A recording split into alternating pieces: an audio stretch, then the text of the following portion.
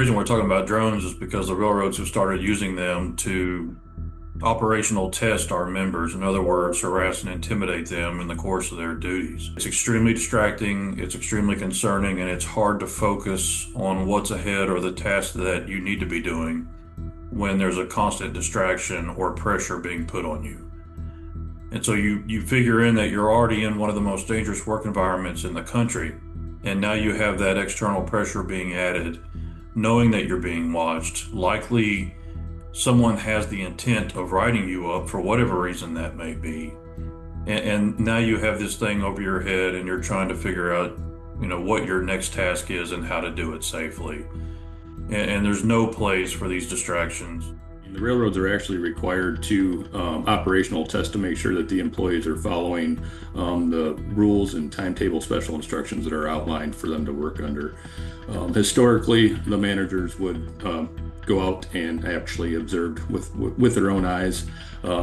They could also hide in the weeds, which some of them tend to do, or hide in a pickup truck or something like that to try to spy or hide. The managers, under the requirements of the regulation, use these drones to watch our members perform their activities and look for any nitpicking item they can find to basically write them up and discipline them.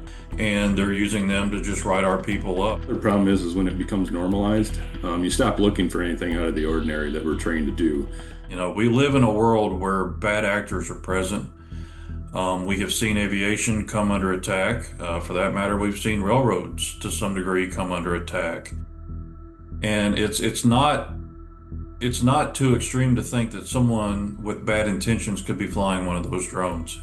But the potential for a bad actor to come along and figure out your route plans, or to possibly try to strike you with it, or do any number of things, those are real problems, and they're distractions and concerns that you don't need.